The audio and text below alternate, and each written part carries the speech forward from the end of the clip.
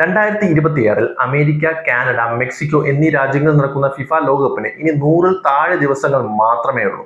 പക്ഷേ മൈതാനത്ത് കളി തുടങ്ങുന്നതിന് മുമ്പ് തന്നെ പുറത്ത് രാഷ്ട്രീയ പോരാട്ടങ്ങൾ ആരംഭിച്ചു കഴിഞ്ഞു. ഈ വർഷത്തെ ലോകകപ്പിൽ ഇറാൻ കളിക്കുന്നതിനോട് തനിക്ക് യാതൊരു താല്പര്യവുമില്ലെന്ന് അറിയിച്ചിരിക്കുകയാണ് അമേരിക്കൻ പ്രസിഡന്റായ ഡൊണാൾഡ് ട്രംപ്. ഇത് ഇറാന്റെ ലോകകപ്പ് സാധ്യതകൾക്ക് മങ്ങലേൽക്കുമോ? എന്താണ് നമുക്ക് വിശദമായി പരിശോധിക്കാം. അടുത്തിടെ ഇറാനിലേക്ക് അമേരിക്കയും ഇസ്രായേലും സംയുക്തമായി നടത്തിയ ആക്രമണങ്ങൾക്ക് പിന്നാലെയാണ് വിവാദങ്ങൾ ഉടലെടുത്തത്. ഈ പശ്ചാത്തലത്തിൽ ഇറാൻ ടീം അമേരിക്കയിലേക്ക് വരുമോ എന്ന ചോദ്യത്തിന് ട്രംപ് നൽകിയ മറുപടി ലോകകപ്പ് ആരാധകരെ ഞെട്ടിച്ചിരിക്കുകയാണ്. അവർ വരുന്നുണ്ടോ ഇല്ലയോ എന്നതിൽ എനിക്ക് ഒരു താല്പര്യവുമില്ല എന്നാണ് ട്രംപ് പൊളിറ്റിക്കോയ്ക്ക് നൽകിയ അഭിമുഖത്തിൽ പറഞ്ഞത്. ഇറാൻ ഇപ്പോൾ പ്രതിസന്ധിയിലാണെന്നും അവർ തകർന്നുകൊണ്ടിരിക്കുകയാണെന്നും ട്രംപ് പരിഹസിച്ചു. ഒരു ആതിഥേയ രാജ്യം എന്ന നിലയിൽ വരുന്ന ടീമുകളെയെല്ലാം സ്വീകരിക്കേണ്ടത് ആ രാജ്യത്തിന്റെ കടമയാണ്. എന്നാൽ ഇവിടെ ട്രംപ് ചെയ്യുന്നത് മറിച്ചാണ്. ഇത് വലിയ നയതന്ത്ര ചർച്ചകൾക്കാണ് വഴിയൊരുക്കിയിരിക്കുന്നത്. ട്രംപിന്റെ വാക്കുകളോട് ഇറാൻ ഫുട്ബോൾ ഫെഡറേഷനും കടുത്ത ഭാഷയിൽ പ്രതികരിച്ചു.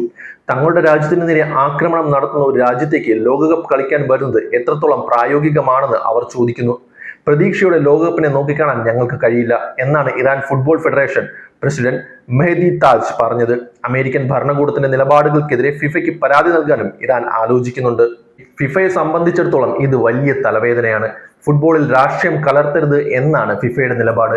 എന്നാൽ സുരക്ഷാ കാരണങ്ങളോ മറ്റു കാരണങ്ങളോ കാണിച്ച് ഇറാൻ ലോകകപ്പിൽ നിന്ന് പിന്മാറിയാൽ ഫിഫ എന്ത് ചെയ്യും? ഫിഫയുടെ നിയമപ്രകാരം ഒരു ടീം പിന്മാറിയാൽ പകരം മറ്റൊരു ടീമിനെ ഉൾപ്പെടുത്താൻ ഫിഫയ്ക്ക് അധികാരമുണ്ട്.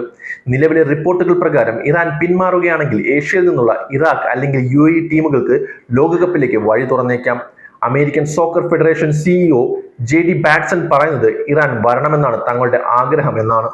സ്പോർട്സും രാഷ്ട്രീയവും രണ്ടായി കാണണമെന്ന് അദ്ദേഹം ഓർമ്മിപ്പിക്കുന്നു. 2026 സിയാറ്റിലും ന്യൂജേഴ്സിയിലുമാണ് ഇറാന്റെ ആദ്യ മത്സരങ്ങൾ.